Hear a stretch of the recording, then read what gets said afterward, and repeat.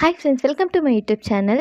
SLC ವಿದ್ಯಾರ್ಥಿಗಳಿಗೆ ಈಗ ಒಂದು ಗುಡ್ ನ್ಯೂಸ್. ಹೌದು, ಎಸ್-ಎಲ್-ಸಿ ಮೌಲ್ಯಮಾಪನ ಈಗ ಕಂಪ್ಲೀಟ್ ಆಗಿದ್ದು, ಎಸ್-ಎಲ್-ಸಿ ರಿಸಲ್ಟ್ ಯಾವಾಗ ಎನ್ನುವ ದಿನಾಂಕ ಸಹ ಈಗ ನಿಗದಿಯಾಗಿದೆ. ಹಾಗಾದ್ರೆ ಈ ಬಾರಿಯ ಎಸ್-ಎಲ್-ಸಿ ರಿಸಲ್ಟ್ ಯಾವಾಗ ಅನೌನ್ಸ್ ಆಗುತ್ತೆ ಹಾಗೂ ಯಾವ ಸಮಯಕ್ಕೆ ಅನೌನ್ಸ್ ಆಗುತ್ತೆ ಅನ್ನೋದನ್ನ ಇವತ್ತಿನ ವಿಡಿಯೋದಲ್ಲಿ ನೋಡೋಣ ಬನ್ನಿ. ಅದಕ್ಕೂ ಮೊದಲು ಈ ವಿಡಿಯೋನ ಸ್ಕಿಪ್ ಮಾಡದೆ ಕೊನೆವರೆಗೆ ನೋಡಿ. ಹಾಗೆ ಈ ವಿಡಿಯೋ ನಿಮಗೆ ಇಷ್ಟ ಆಯ್ತು ಅಂದ್ರೆ ಈ ವಿಡಿಯೋಗೊಂದು ಲೈಕ್ ಮಾಡಿ ಮತ್ತು ಶೇರ್ ಮಾಡಿ. ಹಾಗೆ ಕೆಳಗೆ ಕಾಣಿಸ್ತಿರೋ ಬೆಲ್ ಐಕಾನ್ ಅಲ್ಲಿ ಆಲ್ ಅನ್ ಆಪ್ಷನ್ ಸೆಲೆಕ್ಟ್ ಮಾಡಿ. ಇದರಿಂದ ಪ್ರತಿ ವಿಡಿಯೋ ನೋಟಿಫಿಕೇಶನ್ ನಿಮಗೆ ತಪ್ಪದೆ ಸಿಗುತ್ತೆ. ಬನ್ನಿ ಈಗ ವಿಡಿಯೋ ಸ್ಟಾರ್ಟ್ ಮಾಡೋಣ.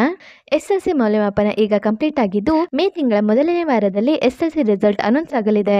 ಹೌದು, ಎಸ್-ಎಲ್-ಸಿ ರಿಸಲ್ಟ್ ಯಾವಾಗ ಅನ್ನೋ ಟೆನ್ಷನ್ ಎಲ್ಲ ಎಸ್-ಎಲ್-ಸಿ ವಿದ್ಯಾರ್ಥಿಗಳಿಗೆ ಕಾಡುತ್ತಿತ್ತು. ಆದರೆ ಇದಕ್ಕೆ ಈಗ ಉತ್ತರ ಸಿಕ್ಕಿದೆ. ಹೌದು, ಹಿಂದಿನ ಬಾರಿ ಎಸ್-ಎಲ್-ಸಿ ರಿಸಲ್ಟ್ ಮೇ 9ರಂದು ಅನೌನ್ಸ್ ಆಗಿತ್ತು.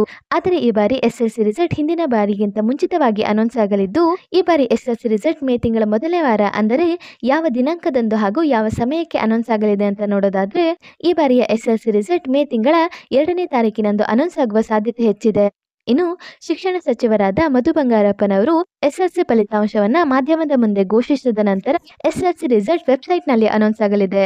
ಹೌದು, ಶಿಕ್ಷಣ ಇಲಾಖೆಯ ಅಧಿಕೃತ ವೆಬ್ಸೈಟ್ ಆಗಿರುವ KARRESULTS.nic.in ಈ ವೆಬ್ಸೈಟ್ನ ಮೂಲಕ ನೀವು ನಿಮ್ಮ ಎಸ್-ಎಲ್-ಸಿ ರಿಸಲ್ಟ್ ಅನ್ನ ಚೆಕ್ ಮಾಡಬಹುದಾಗಿರುತ್ತೆ. ಇನ್ನು ಎಸ್-ಎಲ್-ಸಿ ರಿಸಲ್ಟ್ ಯಾವ ಸಮಯಕ್ಕೆ ಬಿಡುಗಡೆ ಆಗುತ್ತೆ ಅಂತ ನೋಡೋದಾದ್ರೆ, ಶಿಕ್ಷಣ ಸಚಿವರಾದ ಮಧು ಬಂಗಾರಪ್ಪ ಅವರು ಮಾಧ್ಯಮದ ಮುಂದೆ ಎಲ್ಲ ಫಲಿತಾಂಶವನ್ನ ಘೋಷಿಸಿದ ನಂತರ ಅಂದರೆ 1 ಗಂಟೆಯ ನಂತರ ಶಿಕ್ಷಣ ಇಲಾಖೆಯ ಅಧಿಕೃತ ವೆಬ್ಸೈಟ್ನಲ್ಲಿ ಎಸ್-ಎಲ್-ಸಿ ಫಲಿತಾಂಶವನ್ನ ಘೋಷಿಸಲಾಗುತ್ತೆ. ಹೌದು, ಇದೇ ಮೇ ತಿಂಗಳ 2ನೇ ತಾರೀಕಿನಂದು 1 ಗಂಟೆಯ ನಂತರ ಎಸ್-ಎಲ್-ಸಿ ರಿಸಲ್ಟ್ ಅನೌನ್ಸ್ ಆಗಲಿದ್ದು, ಎಸ್-ಎಲ್-ಸಿ ರಿಸಲ್ಟ್ಗಾಗಿ ಕಾಯ್ತಾರೆ ಎಲ್ಲ ಎಸ್-ಎಲ್-ಸಿ ವಿದ್ಯಾರ್ಥಿಗಳಿಗೆ ನನ್ನ ಕಡೆಯಿಂದ ಆಲ್ ದ ಬೆಸ್ಟ್. ಹಾಗೆ ಈ ವಿಡಿಯೋ ನಿಮಗೆ ಇಷ್ಟ ಆಯ್ತು ಅಂದ್ರೆ ಈ ವಿಡಿಯೋಗೊಂದು ಲೈಕ್ ಮಾಡಿ ಮತ್ತು ಶೇರ್ ಮಾಡಿ. ಮತ್ತು ನೀವಿನ್ನು ನಮ್ಮ ಯೂಟ್ಯೂಬ್ ಚಾನಲ್ ಅನ್ನ ಇದುವರೆಗೂ ಸಬ್ಸ್ಕ್ರೈಬ್ ಮಾಡಿಲ್ಲ ಅಂದರೆ ಈಗಲೇ ಸಬ್ಸ್ಕ್ರೈಬ್ ಮಾಡಿ. ವಿಡಿಯೋ ನೋಡಿದ್ದಕ್ಕೆ ಧನ್ಯವಾದಗಳು.